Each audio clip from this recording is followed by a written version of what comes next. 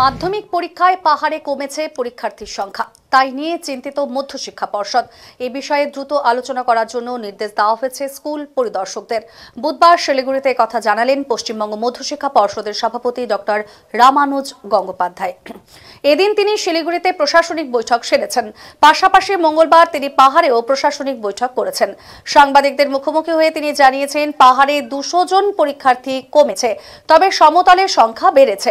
আবার পাহাড়ে ঠান্ডায় যে সকল কেন্দ্রে হিটারের প্রয়োজন হয় সেই সব স্কুলকে বলা হয়েছে আগে 3 ফেজ লাইন নেওয়ার জন্য। গত বছরের মতো এবছরও ব্যবস্থাই থাকছে। গত বছরও পাহাড় ও সমতলে শান্তিপূর্ণ পরীক্ষা হয়েছে, এবছরও তাই হবে বলে আশাবাদী তিনি। কিন্তু পাহাড়ে পরীক্ষার্থী কমার বিষয়ে আলোচনা করার জন্য বলা হয়েছে, জানিয়েছেন ডক্টর রামানুজ গঙ্গোপাধ্যায়। দার্জিলিংয়ে অ্যাডমিনিস্ট্রেটিভ মিটিং করেছি, টিচারদের সঙ্গেও মিটিং করেছি দার্জিলিং হিল এরিয়ার। আর প্লেনসে শিলিগুড়িতে আমরা যে মিটিংটা করেছি, সেন্টার কমিটি এবং অফিসার ইনচার্জ এদের সঙ্গে মিটিংটা করলাম আমাদের মূলত, যেখানে যেখানে পরীক্ষা হবে।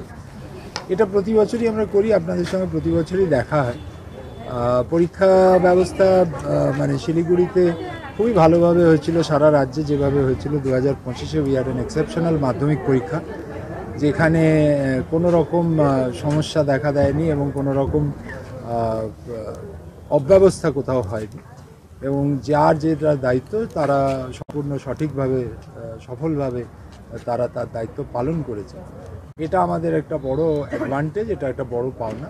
2026-এও মূলত একই আছে, ব্যবস্থা আছে।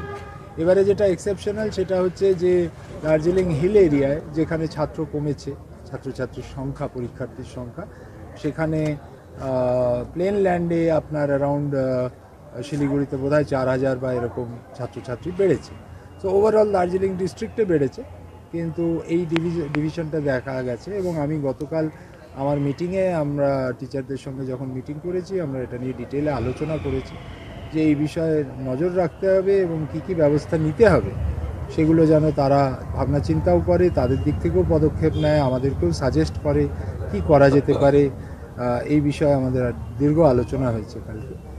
এবং সারা জেলা হিসেবে দার্জিলিং এবং স্পেশালি শিলিগুড়ি অঞ্চলে আমাদের এবারে পরীক্ষায় কিভাবে আমরা পরীক্ষাকে ভালোভাবে পরিচালনা করব 2025-এর ন্যায় বা তার থেকেও বেটার, এই নিয়েই মূলত আলোচনাটা ছিল।